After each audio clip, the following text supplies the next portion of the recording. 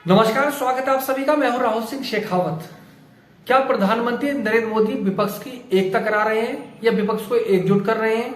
सुनने में आपको अटपटा लगेगा, लेकिन लग ऐसा रहा है कि राहुल गांधी के बयान में विपक्ष एकजुट हो रहा है। और वजह आप जानते हैं कि राहुल गांधी की लोकसभा सदस्यता खत्म हो गई है, क्योंकि सूरत की एक कोर्ट ने उनको मानहानि के मामले में 2 साल की सजा सुनाई थी। जिसके बाद तमाम विपक्षी पार्टियां, जिसमें क्षेत्रीय पार्टियां भी शामिल है, वो कहीं ना कहीं कांग्रेस के साथ खड़ी हुई नजर आ रही हैं और अब खुलकर बोल रही हैं। राहुल गांधी को न्यायिक तौर पर सजा मिली है, लेकिन सभी जानते हैं कि मौजूदा वक्त में संयोग और प्रयोग की थ्योरी चलती है। और सीधे तौर पर विपक्ष तमाम जो पार्टियां हैं वो आरोप लगा रही हैं कि इसके पीछे राजनीतिक पूर्वाग्रह निहित है।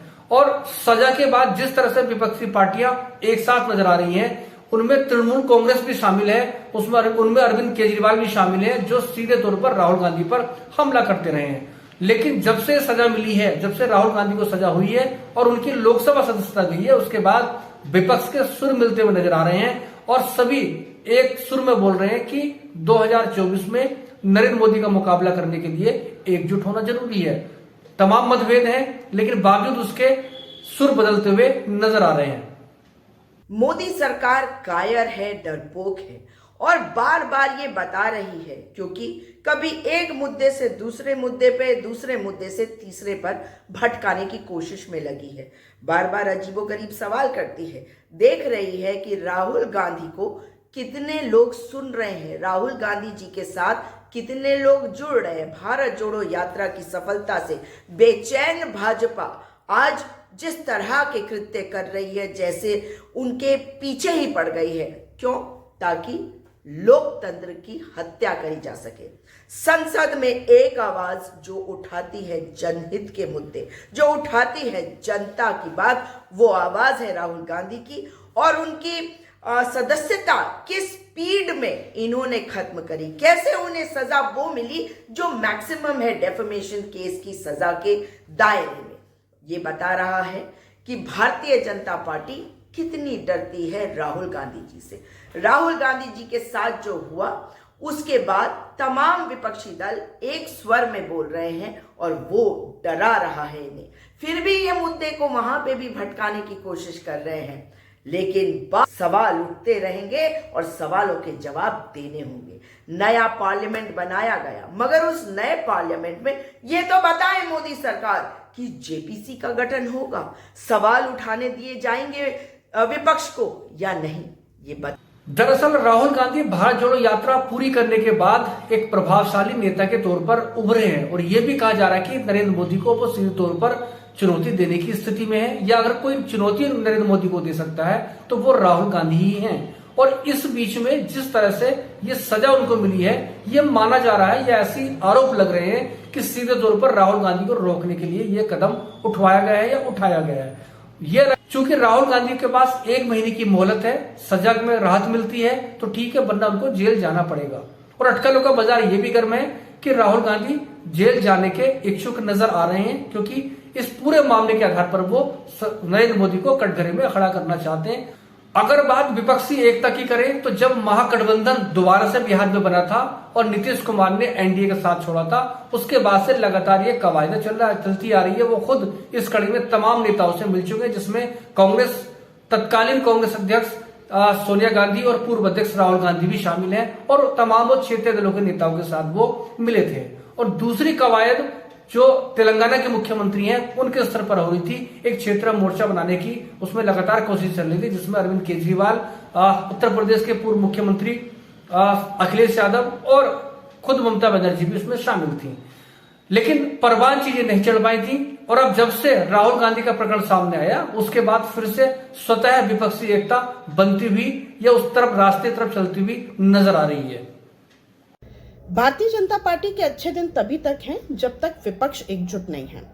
राष्ट्रीय स्तर पे अगर आंकड़ों की बात करेंगे तो वोट शेयर में 37% वोट शेयर के साथ भारतीय जनता पार्टी सरकार में है, बहुमत से है, और 63% वोट शेयर के साथ विपक्ष जो है वो विपक्ष में है। यही सवाल के घेरे में आता है। इसकी प्रमुख वजह है कि विपक्ष एकजुट नहीं है। वोट होने के बावजूद आप सत्ता में नहीं हो, क्योंकि आप बिखरे हुए हो। 2019 में उत्तर प्रदेश से समाजवादी पार्टी ने कोशिश की बीएसपी के साथ गठबंधन करके उन्होंने अपनी कोशिश की, लेकिन जो बीएसपी का नेशनल लीडरशिप है उसका संदेश शायद उनके वोट बैंक तक नहीं गया, और जो भी कोऑर्डिनेशन था कार्यकर्ताओं से वो नहीं हो पाया, जिसकी वजह से वोट ट्रांसफर नहीं हुए और वो गठबंधन सफल नहीं रहा। लेकिन ऐसा नहीं है कि एकजुट होकर हम काम नहीं कर सकते हैं, कोऑर्डिनेशन के साथ काम हो सकता है, लेकिन कांग्रेस को भी इसमें पहल करनी होगी, क्योंकि कांग्रेस अगर क्षेत्रीय दलों के साथ एडजस्ट और कॉम्प्रोमाइज नहीं करेगा तो भारतीय जनता पार्टी को हराना आसान नहीं होगा। वोट शेयर होने के बावजूद हम विपक्ष में हैं और हम उनको हरा नहीं पा रहे हैं, क्योंकि हम आपस में लड़ रहे हैं।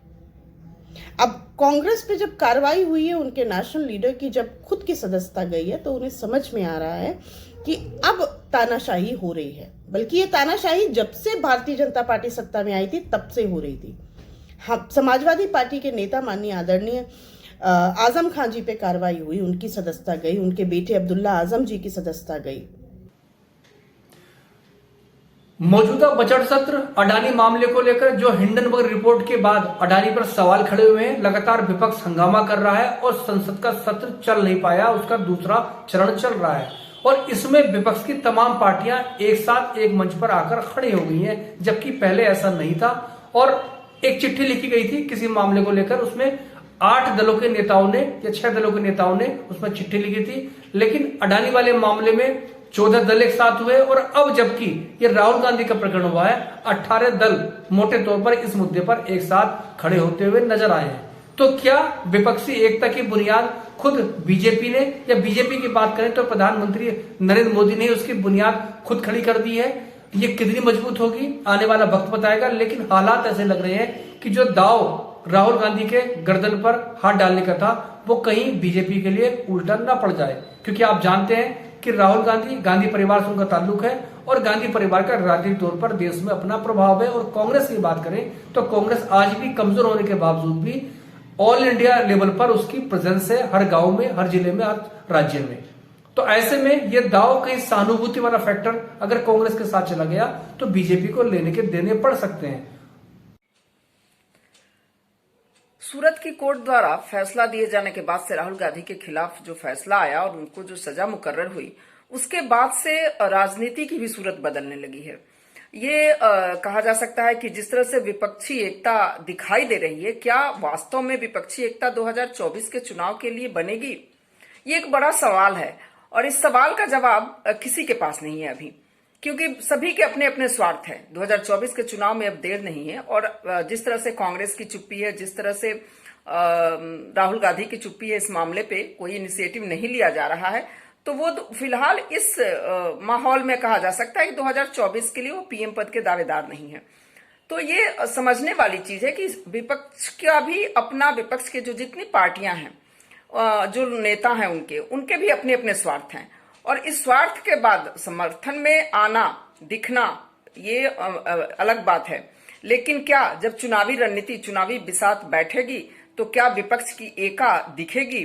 यही सबसे बड़ा सवाल है और इस सवाल का जवाब अगर जब हम ढूंढने निकलते हैं तो इसमें साफ नजर आता है कि कांग्रेस को भी अपनी कोशिश करनी पड़ेगी और कांग्रेस को सबसे ज्यादा कोशिश करनी पड़ेगी और जनता को साधना पड़ेगा। अभी फिलहाल कर्नाटक का चुनाव है और उस कर्नाटक के चुनाव में भी बहुत सारी चीजें सामने आएंगी, तो समर्थन में जरूर आएंगे, लेकिन विपक्षी दल भी फूंक फूंक के कदम रखेंगे और वो कांग्रेस की रणनीति का भी पल पल जो है उसका ख्याल रखेंगे। तो इस पे कांग्रेस की रणनीति बहुत मायने रखती है और फिलहाल विपक्ष का समर्थन जरूर नजर आ रहा है, लेकिन क्या ये 2024 में जरूरी नहीं हो कि 2024 में सभी विपक्षी दल एक ही होंगे।